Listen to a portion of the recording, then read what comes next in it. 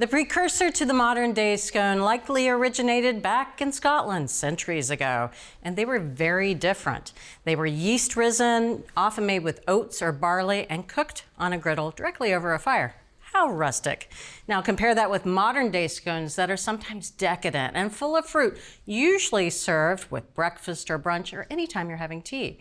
But Ashley's here with a very different perspective on scones, or scones as you may have it, showing us a savory version. You said it. So we are going to be making today a jalapeno and cheddar scone. Yes, please. Here I have 15 ounces, which is 3 cups of all-purpose flour. I also have 6 tablespoons of unsalted butter that I've been chilling, and I cut it into 1/2-inch pieces. Now I have some sugar. I have a 1/4 cup of granulated sugar. Here I've got a good amount of baking powder. This is 1 tablespoon. And finally a little salt. I've got 1 1/4 teaspoons of table salt. So I'm just gonna process this for about 15 seconds. Now a little bit more butter. I've got 6 more tablespoons of the same chilled butter. So I added the butter in 2 different stages. Adding it in that first stage is going to help to coat the flour, and that's going to prevent the flour from absorbing too much liquid. Now I added the second stage at this point because that's going to give us that signature flaky scone texture. If you were to add it all at the beginning, it would be too worked in, you wouldn't get flakes. Exactly. Okay, Yeah. got it. And now I've got some cheese. This is extra sharp cheddar cheese. It's 6 ounces. And again, I cut it into 1/2-inch pieces. Okay. We really preferred the pieces, the actual chunks, because it gave us gooey pockets of cheese in our finished scones. Now I'm gonna pulse this until I see pea-sized pieces, and that should take about 10 to 12 pulses. All right. So now I'm gonna transfer this dry mixture into this bowl here. Now I've got some jarred jalapeno. So it's a 1/2 cup total, and what I'm gonna do is you wanna make sure to absorb any of the excess moisture because that will affect the hydration level of the scones. But these look really nice and dry. So what I'm gonna do is I'm just gonna chop them.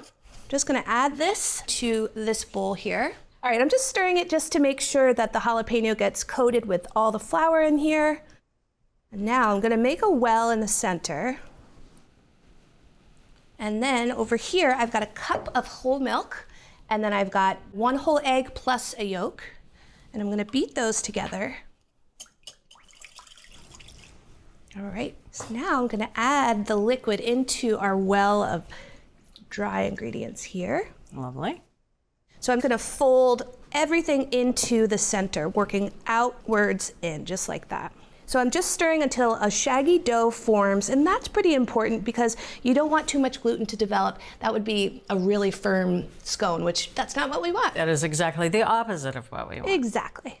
All right, so that is a good looking shaggy dough. Now I have some bench flour here. I'm just going to put that down here on the board just to prevent any kind of stickiness. And now, get everybody out. So it's a pretty sticky dough. So just if you need to put a little bit of that bench flour on your hands, go ahead and go for it. Now I'm just gonna turn this 3 times. Again, we don't wanna work this too much. So I'm just going to kind of gather it together.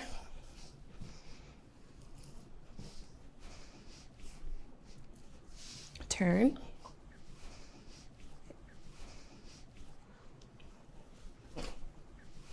Turn. That's good baking right there. So that was 3 turns in total. And now I'm gonna form this into a 15 by 3-inch rectangle. So what I'm gonna do is I'm gonna use my bench scraper to help things move along here. And then using my hands, I'm just gonna help to kind of manipulate this. And my bench scraper is a little sticky, so just go ahead and rub it with some extra bench flour. So that is 15 by 3 inches on the nose. And now what I'm gonna do is I'm gonna cut this rectangle into 6 equal rectangles. Okay. Lovely. Okay, so now I just need to cut these into 2 triangles each. All right, almost done. This is a rim baking sheet lined with some parchment paper. And I'm going to put the scones on here about 1 inch apart. You can see how tender they are. So now I'm just gonna grab some plastic wrap because these are gonna go hang out in the fridge for a minimum of 30 minutes, but you can have them in there for up to 24 hours if you wanted to do a make ahead. The dough needs to chill so that it will retain its shape.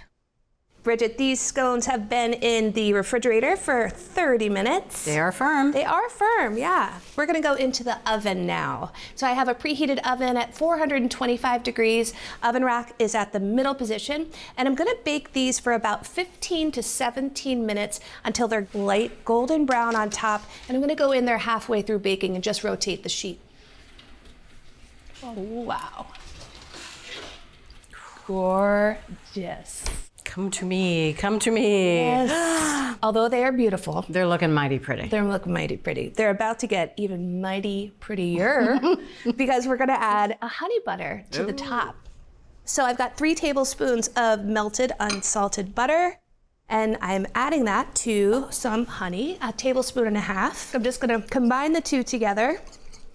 Now I'm gonna brush the tops of the scones with our honey butter. Ugh. I know. As if it couldn't get any better, it just did. All right, so I'm gonna put these back in the oven just for a little bit, 3 to 5 minutes until they get just a little bit more golden brown. Ooh, boy. Oh my goodness. Yeah, Ooh. the butter's even sizzling. And as you can see, just that few extra minutes gave us that gorgeous light brown color. So I'm gonna let these cool for about 10 minutes and then we get to dig in. Fantastic. I think they're cool enough to eat. I think they are cool enough to eat. It's been a long 10 minutes. Beautifully flaky. There's the pockets of cheese. Look at that little chunk of cheese there. Whoa. I got a little hit of that briny, spicy jalapeno there. Not overpowering, super light and flaky. I love that little hint of honey. It's a beautifully well-developed crust, too. For full episodes of your favorite cooking shows, head over to ATK's Full Episodes channel on YouTube. You can stream complete seasons of America's Test Kitchen, Cook's Country, and more. See you there.